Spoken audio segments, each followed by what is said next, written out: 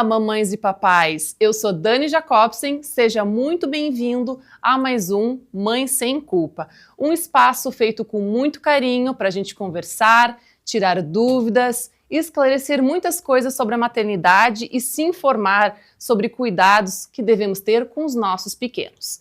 Hoje vamos falar de um assunto muito comum, principalmente nesta época fria. Vamos falar de otite, lavagem nasal, a importância da lavagem nasal, sobre resfriados e também sobre alergias.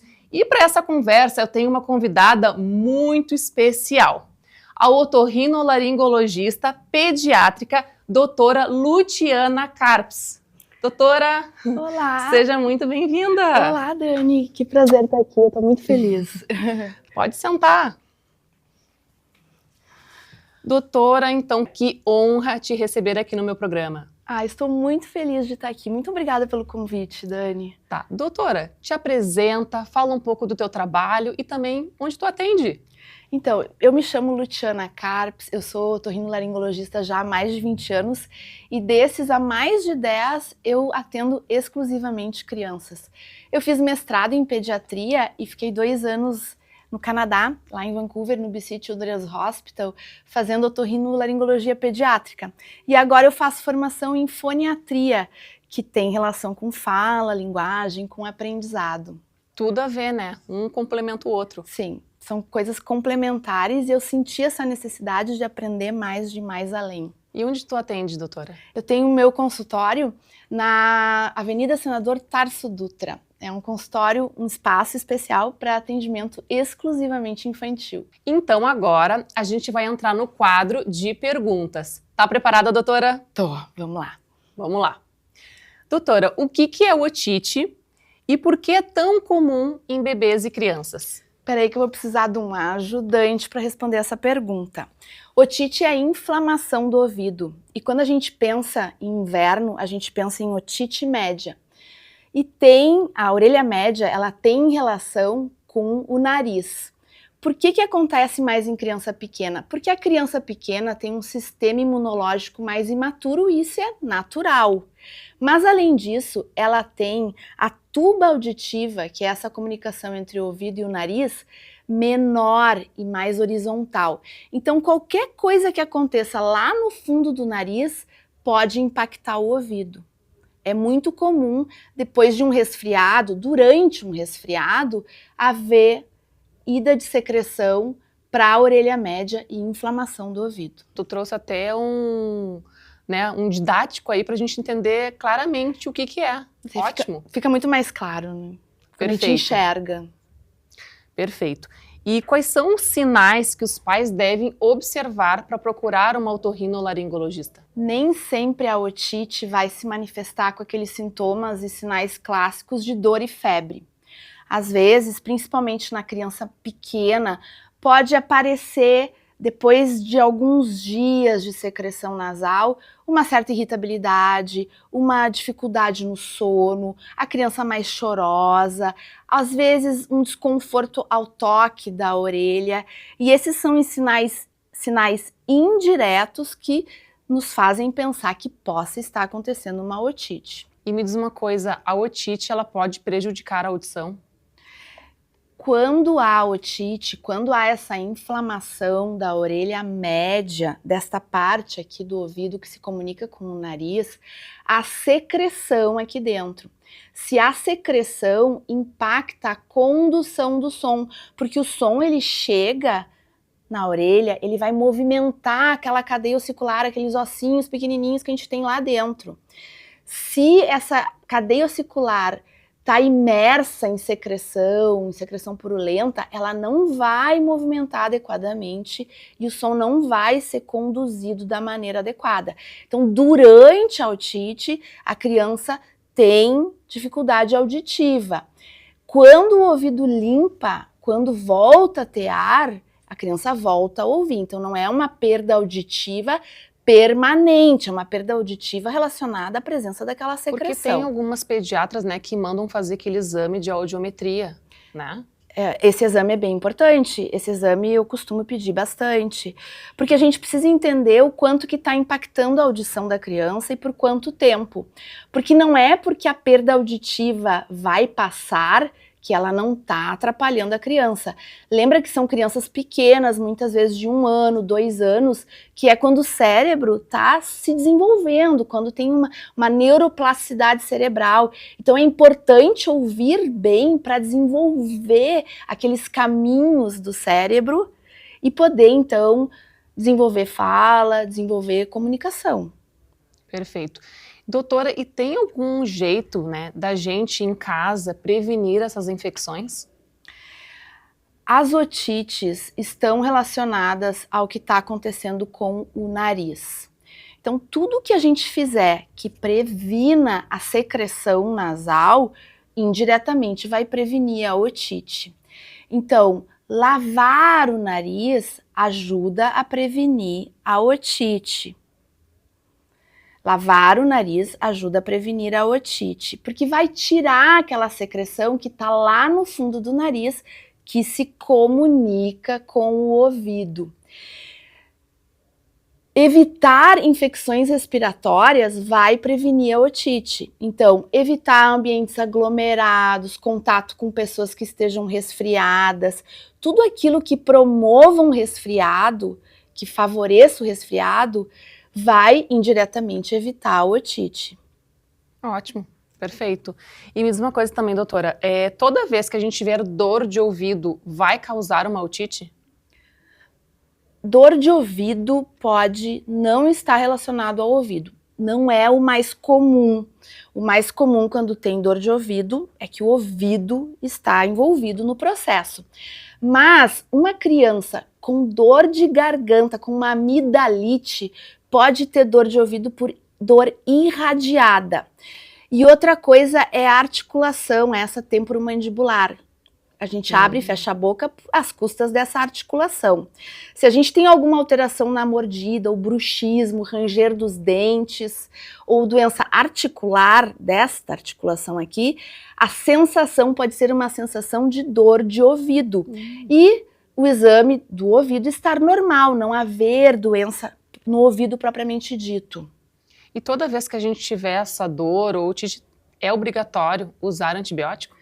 Não, Dani, isso é uma pergunta bem importante, porque a maioria das otites são virais e mesmo as otites bacterianas, elas podem se resolver sozinhas. Na verdade, a gente sabe que a cada 6 pacientes que a gente dá antibiótico, um realmente precisaria daquele antibiótico.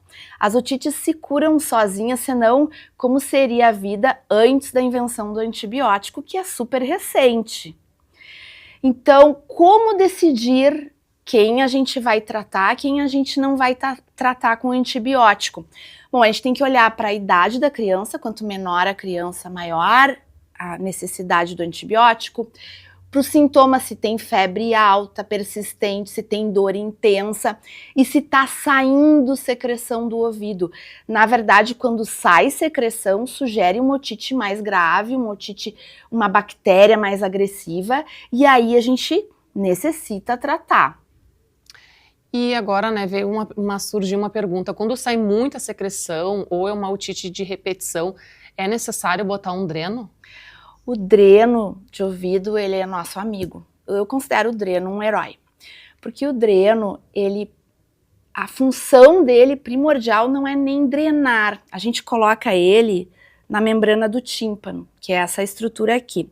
Ele vai permitir que o ar entre por outro caminho, um caminho que não é o nariz, porque o ar normalmente entra pelo nariz. Quando a gente coloca o dreno, o ar vai entrar pelo conduto, e aí vai manter o ouvido com uma pressão positiva e vai assim ajudar a prevenir que entre secreção do nariz para o ouvido.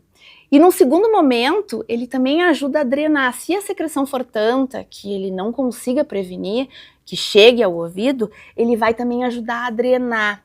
Então, há situações que a gente precisa colocar o dreno. Quando a otite é de repetição, ou quando entre as otites a criança ainda fica com líquido, com abafamento da audição, a gente não quer a criança ouvindo mal por muito tempo. principalmente se a criança estiver atrasada na fala, não atingindo os marcos do desenvolvimento da linguagem. A gente precisa que ela escute bem nesses primeiros anos de vida. Essa indicação do dreno, ela tem que ser bem individualizada.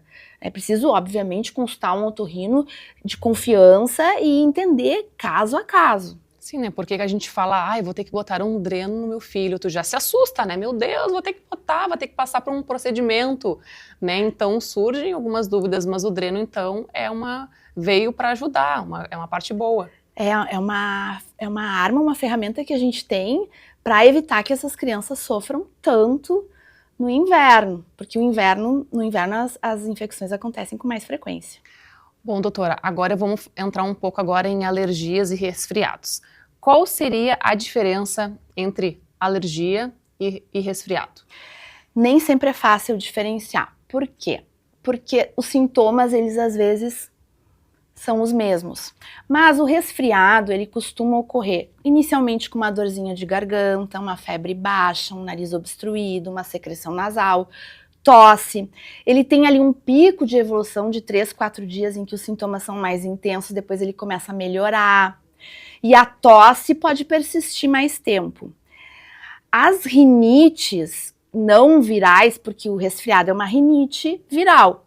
Então, as rinites alérgicas ou vasomotoras da mudança de temperatura, elas tendem a ocorrer um pouquinho, não tem esse ciclo tão marcado.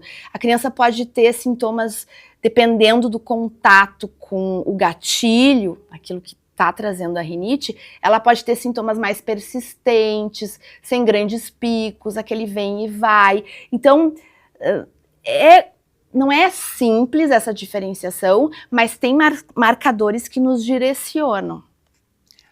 Doutora, respirar pela boca é normal? Não é normal, Dani. Respirar pela boca não é normal. Na verdade, a gente espera que a criança, em repouso, fazendo uma atividade, brincando, esteja com a boca fechada, quer dizer, lábio superior tocando no lábio inferior. Assim a língua vai estar tocando lá em cima, no céu da boca, aqui. Se a boca abre, a língua fica no assoalho da boca. Isso impacta no crescimento da face, na mordida. Mas uma boca aberta, uma criança de boca aberta, em repouso, geralmente indica um nariz trancado, porque ela abre a boca para respirar pelo nariz. Há exceções, mas grande parte dessas crianças, o nariz está trancado. Então a boca aberta, ela é a ponta de um iceberg, que pode estar escondendo ali embaixo uma criança que respira pela boca, nariz trancado, uma criança que ronca e uma criança que pode estar fazendo apneia do sono, que são aquelas paradas respiratórias durante o sono que se assemelham a engasgos, que nos preocupam bastante. Porque o sono é fundamental para o desenvolvimento da criança. É no sono que a gente faz uma faxina do cérebro. Tudo que a gente vive hoje, Dani, durante a noite, o nosso cérebro vai eleger aquilo que ele vai guardar e aquilo que ele vai jogar fora. E tu imagina uma criança em fase de aprendizado, tudo é novo, ela precisa que o cérebro esteja 100%, que o sono esteja 100% e que essa faxina cerebral ocorra com qualidade. E para isso ela precisa estar respirando bem, ela não pode estar tendo ronco nem apneia. Então, se isso estiver acontecendo com o seu filho, é bom procurar, né, um profissional para avaliar, né, o que está acontecendo com essa criança. Sim, uma criança que fica com a boca aberta de dia, primeira coisa é observar como é o sono dessa criança. É um sono agitado?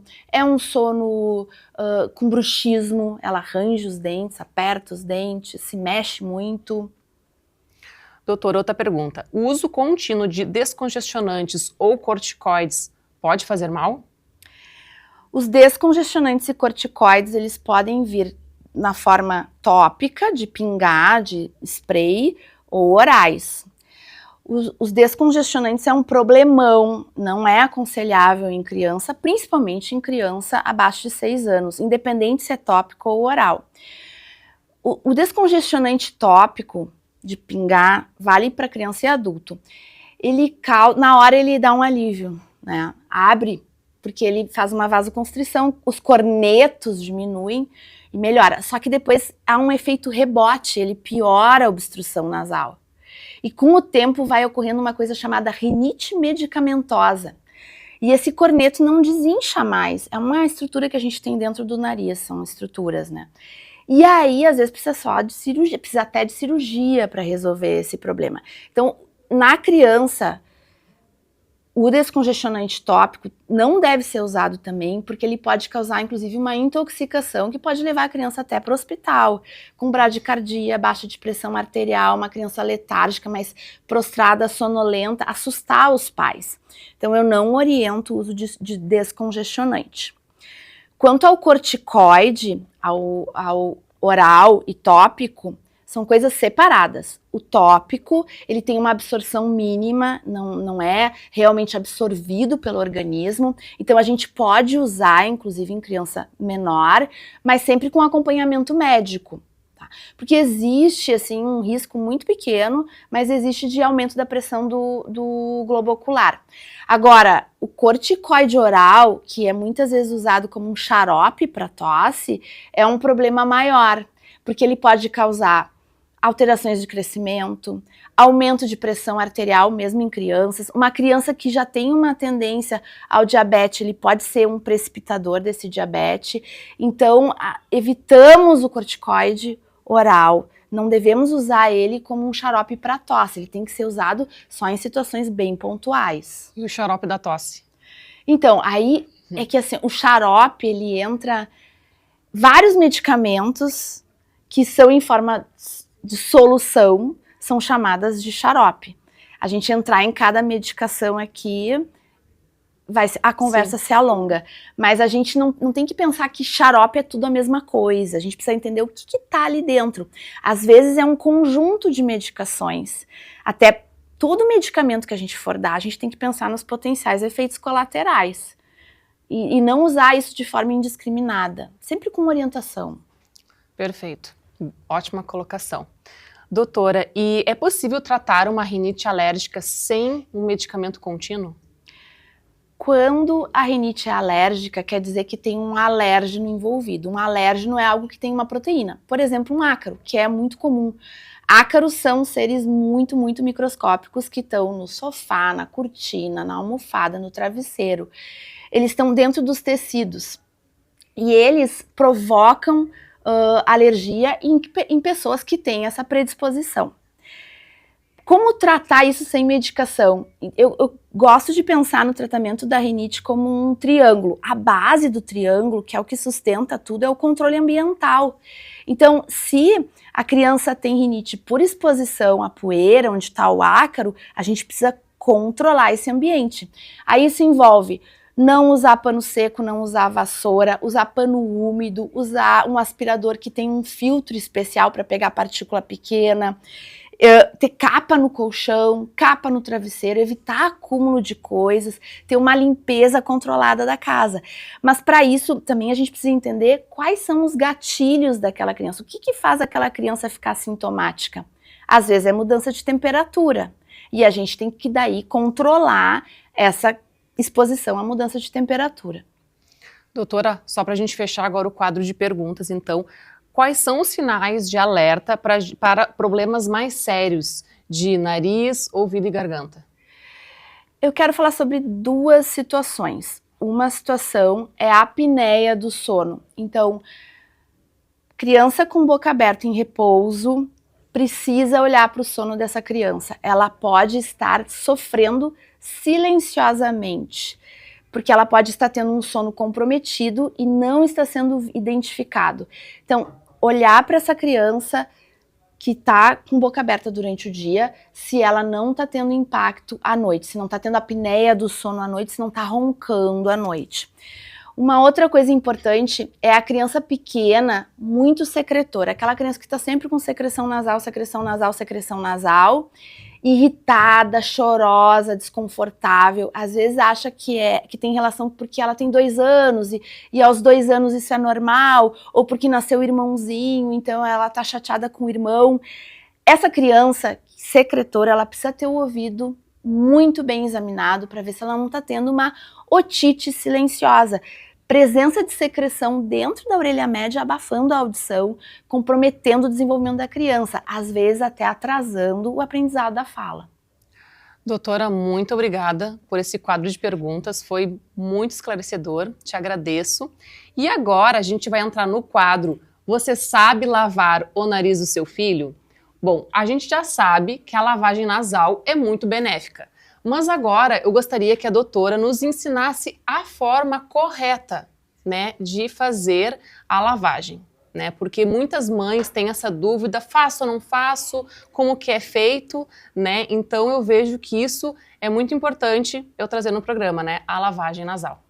Então, a literatura está cheia de evidências de que a lavagem nasal nos ajuda a diminuir os quadros de infecção de via aérea superior e também a diminuir o tempo de duração de uma infecção, né? E assim diminuir as otites, né, consecutivamente. Mas o pulo do gato é não fazer a lavagem nasal com pressão. A gente não quer pressão. Pode ter volume, mas tem que ser de forma suave. A gente quer tirar a secreção do nariz, mas a gente não quer empurrar nada para o ouvido. E isso é fundamental. Então eu trouxe aqui alguns Pode dispositivos. trazer a produção aqui, por favor. Nós temos muitas opções no mercado, né? Tem o conta-gota para o bebê pequenininho, tem as seringas, tem os dispositivos de alto volume menorzinhos, os maiores, tem os sprays de jato contínuo, tem esse aqui que eu gosto bastante, que é interessante porque ele não depende da apertada, a gente aperta aqui atrás,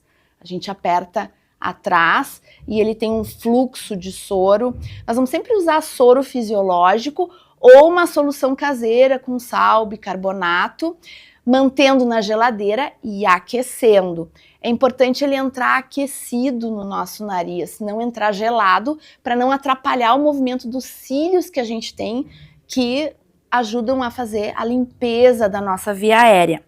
Então, independente do dispositivo, é preciso ser feito sem pressão. Nós não queremos pressão. Pode ter volume, mas não pode ter pressão. Então, na seringa, a gente vai colocar na fossa nasal, vai encaixar na narina. Se a criança é maiorzinha e cooperar, é interessante ir um pouco, o tronco um pouco para frente, virar a cabeça para cima, manter a boca aberta e suavemente colocar o soro, bem devagar. Precisa sair do outro lado? Não necessariamente. O nosso foco não pode ser sair secreção do outro lado, porque se o nosso foco for esse, a gente vai colocar pressão. E eu não quero pressão, eu quero suavidade. Com os dispositivos de alto volume, a mesma coisa. Aqui a gente tem que usar de suavidade, talvez usar poucos dedos, não usar uma mão inteira. Usar o dedo indicador e o polegar, colocar na narina e apertar suavemente, com a boca aberta. Se a criança cooperar, dá para pedir para ela falar kkkkkkk. Por que isso? Porque quando a gente fala kkk, fecha a tuba auditiva, aquele caninho ali, e impede que vá o soro para o ouvido. A gente não quer soro no ouvido. Ah, perfeito, doutora. Amei. Mas uma coisa que eu fiquei na dúvida, o soro não pode ser na temperatura ambiente? Pode ser sim na temperatura ambiente, um pouquinho aquecido. Ele vai ser mais confortável e vai ajudar mais no clearance, que a gente chama, aquela limpeza do muco e dos cílios. Mas aí a gente pode esquentar um pouquinho, então. Pode aquecer no micro-ondas, sim. Bem tranquilo, então. Uhum. Quantos segundos, mais ou menos, tá achando? Assim, no máximo 10 segundos e testar antes, né? Tá. Dependendo do aparelho, pode ficar um pouquinho quente. Então tá, doutora. E outra pergunta agora. Como fazer tudo isso, né, não ser um momento traumático para a criança? Eu costumo orientar os pais a iniciar primeiro com pouco volume, pode iniciar com conta-gota, com spray de jato contínuo, com uma seringa com pouco volume, durante o banho, brincando, tentar fazer a coisa de forma lúdica, mostrar num bonequinho, mostrar o pai ou a mãe fazerem em si. É importante os pais fazerem em si, até para entenderem esse processo que a criança está passando, o que ela está sentindo naquele momento. Lembrar que tem que ser um momento calmo, não pode ser na correria, atrasados, tem que ser suave, porque eu também não quero pressão. Se a gente está atrasado, a gente acaba aplicando pressão sem perceber. Então, um momento mais descontraído e ir aos poucos. Não pode doer o ouvido durante o processo também, tá? Então, se acontecer da criança chorar muito, ou de doer o ouvido, de ter essa desconfiança, volta passos para trás. Diminui o volume, faz mais com conta-gota e tenta tornar aquilo um ambiente, uma hora legal, uma hora lúdica, e não transformar isso, a lavagem nasal, em algo ruim, anexar essa ideia ruim à lavagem nasal. Doutora, lá em casa é uma rotina, né, a gente fazer lavagem nasal, e eu faço no banho, então fica uma forma bem lúdica, né, da gente estar fazendo. Se tiver já uma secreção, já vai sair na água, não vai sujar, né, o banheiro, enfim. Mas o que eu queria te falar é o seguinte, quando a criança está com otite, a gente deve fazer a lavagem nasal? Sim. Por quê? Mas com suavidade, sem pressão, né? Porque se for pro ouvido vai doer. Tem que fazer devagarinho. Quando a criança tá com otite, em geral o nariz tá cheio de secreção. Porque a gente fica com medo, né? Quando a criança tá com otite, eu não vou fazer porque eu posso fazer errado, mesmo sabendo que tá fazendo certo, a gente fica com medo, né? Daí eu sugiro usar menos volume, né? Spray de jato contínuo não tem como ir pro ouvido, por exemplo, e tu pode ficar apertando. Ele é jato contínuo, não é único, porque tu ficas apertando e ele fica saindo o spray. Então tu pode contar até 5, até 10, ele não vai pro ouvido, não há como no spray de jato contínuo. Ou usar uma seringa pouquinho volume, devagarinho, né? Mas manter a lavagem nasal, porque essa secreção lá, ela precisa sair para o ouvido melhorar. Então tá. Ótimo, muito obrigada por toda essa explicação super didática, né? E agora, então, a gente vai entrar no quadro Mito ou Verdade. Doutora, eu vou te fazer umas perguntas aqui, tu vai me responder se é mito ou verdade, tá bom? Vamos lá? Vamos. Tomar sorvete ou picolé no inverno pode dar dor de garganta? Mito. Dor de garganta é causada ou por vírus, muito frequente, ou bactéria, uma amidalite bacteriana, ou às vezes até por dormir de boca aberta, respirar pela boca, roncar durante a noite, acorda com dor de garganta. O sorvete, o gelado, ele não causa dor de garganta. Na verdade, a gente sabe que numa criança com dor de garganta pode até ajudar. Porque a criança com dor de garganta, às vezes, ela não tá se hidratando direito, não tá comendo direito, e quando ela come o geladinho, alivia, porque ele faz uma vasoconstrição, diminui um pouquinho o inchaço da garganta, e pode ser uma ferramenta que a gente tem para ajudar a manter a hidratação e a alimentação dessa criança. Olha aí que bacana, essa eu não sabia, muito bom. Criança que toma friagem, fica resfriada? Mito, mas tem uma observação muito grande aqui. O resfriado, ele é causado por vírus, tem que ter um vírus. Se não tiver vírus, não tem resfriado. Mas onde é que entra o frio na jogada? Onde é que entra o cuidado da avó? O agasalho para sair de casa, a meia para não andar de pé descalço, o secar o cabelo antes de dormir. Aonde está isso? O frio, ele pode atrapalhar o nosso sistema imune. A gente passar frio pode diminuir as nossas defesas, os nossos soldadinhos lá podem não funcionar tão bem. Lembra que eu falei que o nariz, a via aérea é revestida por uns cílios, um muco? O frio, ele às vezes impede esses cílios de funcionar direitinho, ele meio que congela os cílios. Então o frio, ele é um ajudante do vírus. Fora que os vírus sobrevivem melhor em ambientes frios, eles sobrevivem mais no ambiente, então é mais fácil transmitir no frio. E quando tá frio, a gente tende a se aglomerar, fechar as janelas, ficar mais pertinho, mais aconchegado, e aí a transmissão dos vírus ocorre com mais facilidade. Ótimo. Nariz escorrendo por muitos dias é sinal de alergia. Verdade. A alergia pode se manifestar assim, com o nariz escorrendo por muitos dias. Lembra que eu falei que o resfriado ele tende a ter um pico e diminui em 7 a 10 dias resolve. Quando é alergia e tu tá exposto ao alérgeno, aquilo vai se permanecer enquanto houver exposição. Mas os resfriados, eles podem evoluir para uma infecção secundária por bactéria, a tal da sinusite.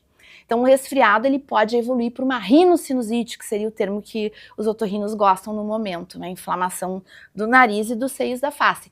E aí a criança pode ter secreção aquela purulenta, mais espessa. Na rinite tende a ser uma secreção mais hialina, mais clara de ovo. Ótimo. O uso de cotonete serve para limpar o ouvido da criança por dentro. Gente, eu vou precisar do meu ajudante aqui, da minha maquetezinha.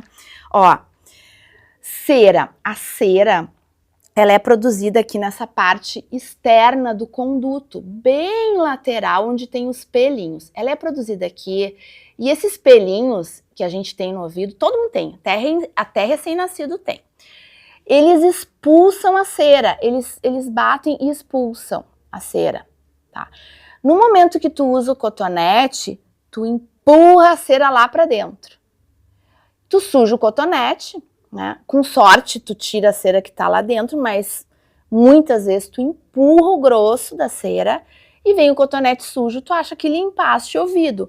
Mas a cera lá no fundo, ela vai levar um tempão, ela até vem para fora, ela vem vindo, mas com o tempo vai acumulando, fora que o uso do cotonete pode provocar algum machucado aqui nessa pele do conduto e isso levar a um outro tipo de otite, que é a otite externa, aquela otite do verão, é a otite do conduto auditivo que dói pra caramba. Muito obrigada por toda essa explicação, foi maravilhosa. E agora a gente vai entrar no quadro Dica da Especialista. Doutora, nesse quadro eu gostaria que tu desse dicas de prevenção de tudo isso que nós falamos, sobre resfriado, sobre otite, um jeito da gente conseguir fazer uma prevenção. Qual seria? Criança feliz é uma criança que tem um sistema imune mais forte. Junto com o sono, a alimentação, o emocional é fundamental. Então, quando os pais me perguntam, levo a minha criança agora no inverno para aprender a nadar? A minha primeira pergunta é, ela gosta de nadar? Ela gosta da natação? Porque se ela gosta da natação, ou se ela gosta de fazer uma atividade ao ar livre, é importante que ela esteja feliz, porque a criança feliz é uma criança que tem mais condição de se defender dos vírus, das bactérias.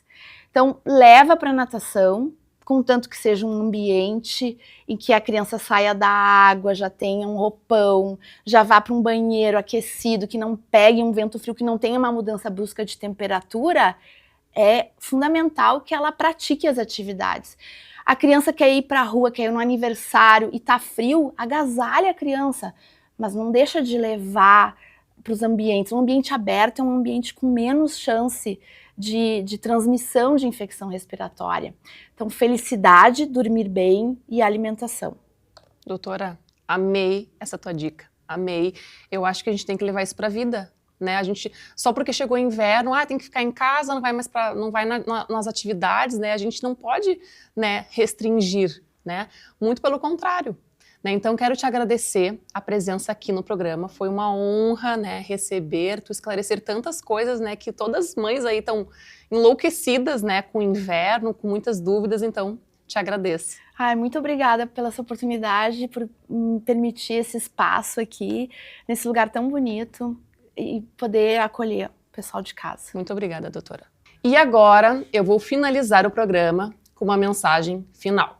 A infância é uma fase cheia de descobertas, sons, cheiros, palavras, risadas. E para que tudo isso aconteça de forma saudável, o cuidado com ouvidos, nariz e garganta é essencial.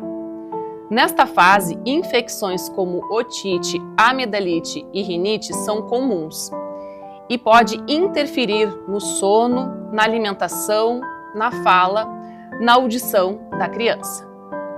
Se os sintomas forem frequentes ou persistentes, um acompanhamento adequado garante mais conforto, saúde e qualidade de vida para as crianças. Famílias bem informadas e orientadas fazem escolhas seguras e fortalecem a saúde do seu filho desde os primeiros anos de vida. Um beijo e até o próximo Mãe Sem Culpa. Doutora, quero te agradecer. Eu falei